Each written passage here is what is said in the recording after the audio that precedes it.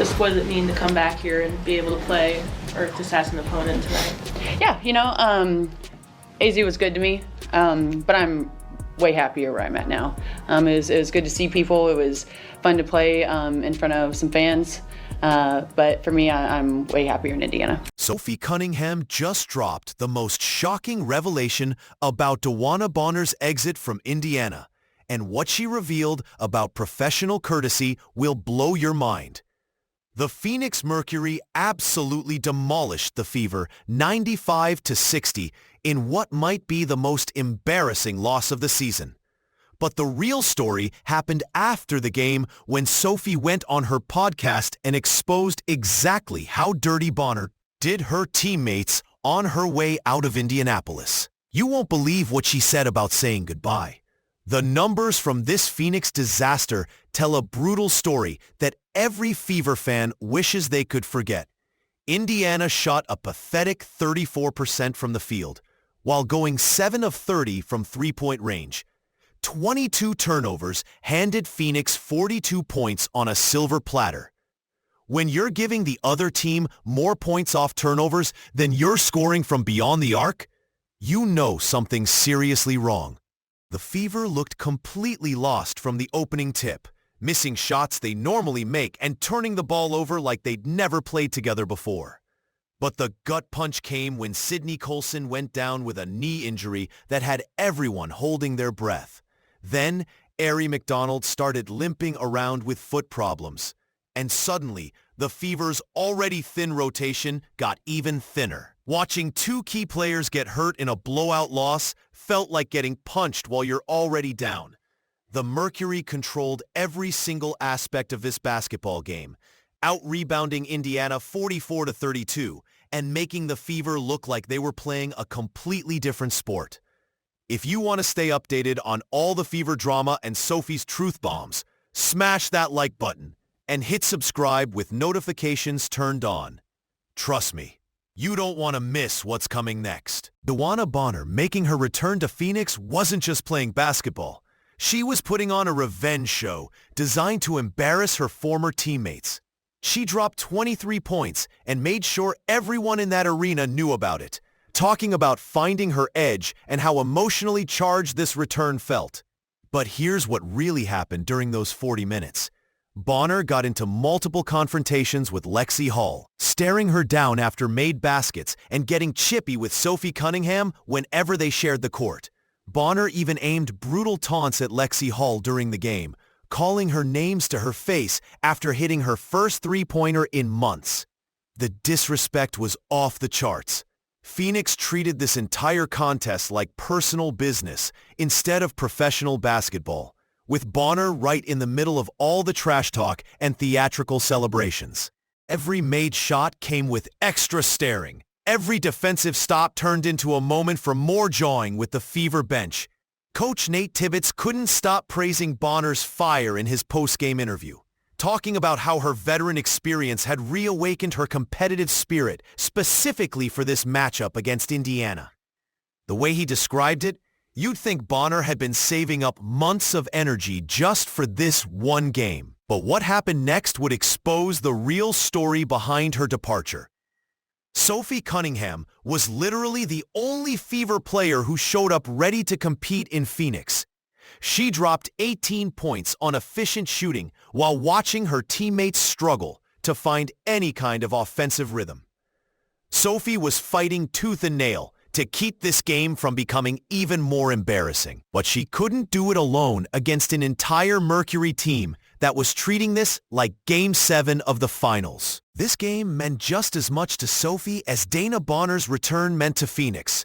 But nobody on the Indiana Fever had Sophie's back this time around. She was the only player trying hard, the only player giving effort possession after possession, the only player getting into it with opponents while everybody else just mailed it in. Sophie's performance in a blowout loss demonstrated the kind of heart that separates championship teams from everyone else. She could have quit when the game got out of hand, but instead she kept fighting until the final buzzer.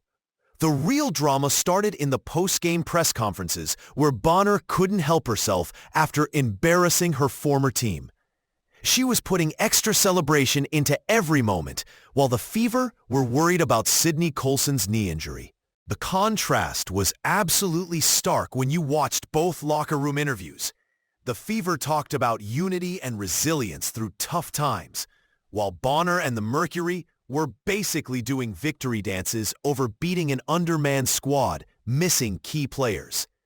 But Sophie Cunningham was about to drop some truth bombs that would put this entire situation in perfect perspective. What she revealed on her podcast changed everything about how we should view Bonner's departure from Indianapolis, and it's way worse than anyone imagined.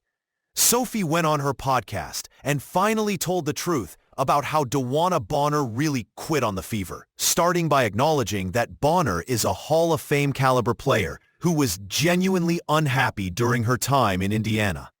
But then she dropped the bombshell that exposed Bonner's real character. According to Sophie, Bonner never even sent a simple text message to her teammates when she decided to leave the team mid-season. Think about that for a second.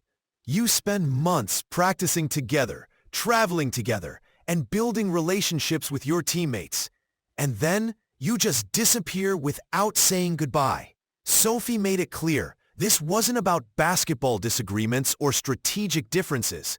This was about basic respect between teammates. She explained that sending a simple goodbye message would have prevented all the awkwardness and drama that followed Bonner's departure from Indianapolis. The podcast revelation painted a picture of someone who just vanished without showing any respect for the relationships she'd supposedly built.